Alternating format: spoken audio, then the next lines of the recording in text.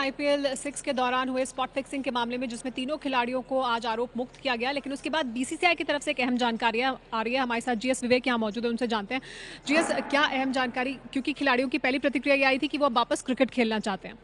जी हाँ, बिल्कुल। मैंने खुद श्रीसंत से बात किया, चंदीला से बात किया, सब कहते हैं कि मुझे वापस क्रिकेट खेलना है, लेकिन बीसीसीआई इन तीनों पर से बैन नहीं हटा रहा है। सिर्फ 2 खिलाड़ियों पर आजीवन बैन लगा है, श्रीसंत पे और अंकित चौहान पर। अजीत चंडीला सिर्फ सस्पेंडेड है। तो ये अब देखना पड़ेगा कि क्या चंदीला खेल सकते हैं, नहीं खेल सकते हैं। बीसीसीआई का मानना ये है कि इन प्लेयरों से बैन नहीं हटेगा, कोर्ट का ऑर्डर अलग है। बीसीसीआई की अपनी जो उन्होंने इंक्वायरी करी है उसके हिसाब से उन पर ये दोषी पाए गए हैं, इसलिए उन पर लाइफ बैन है।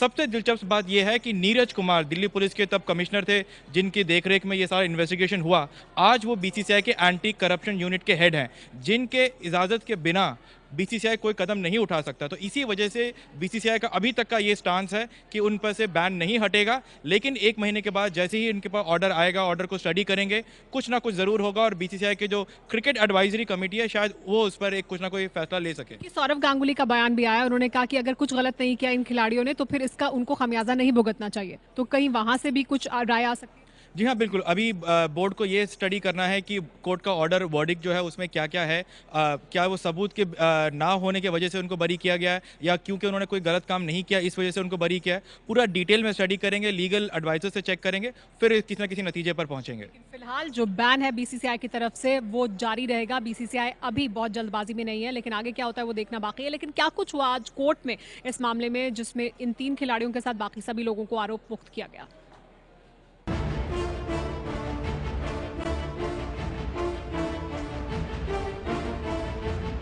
एस श्रीसंत, अंकित चौहान और Ajit Chandila. IPL spot fixing में फंसे तीनों खिलाड़ियों को कोर्ट से बड़ी राहत मिली है। तीनों को सबूतों के अभाव में दिल्ली की पटियाला हाउस कोर्ट ने बरी कर दिया है। भगवान की शुक्र है अभी केस खत्म हुआ। अभी अगले स्टेप जरूर जितना जल्दी हो सके ट्रेनिंग, वरना मुझे सब कुछ फिटनेस लेवल लेना है। परमिशन मिलने के बाद सिलेक्शन तो बहुत आप सबको पता है अभी एक दौरा तो ख़त्म हुआ, मगर मेरे हिसाब से अगर मुझे कल मिलने अभी मैं खेलने के लिए रेडी हूँ, मगर आपको भी पता है फिटनेस लेवल भी होना चाहिए। क्रिकेट शायद 6 या 8 साल होंगे। मुझे पूरे यकीन है। Sir please allow me to play. बहुत ही रिलीफ का फीलिंग है।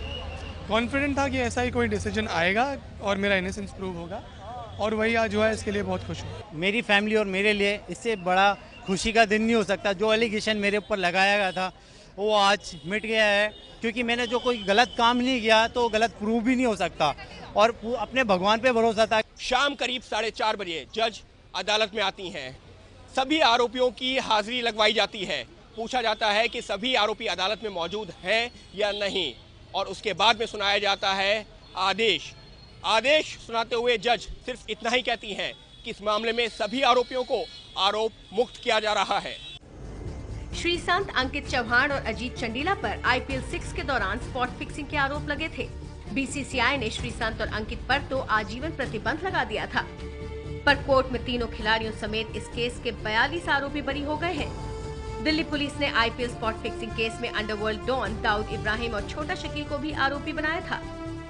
श्रीसंत, चौहान और चंदीला ने इस फैसले के बाद फिर क्रिकेट में वापसी की बात कही है।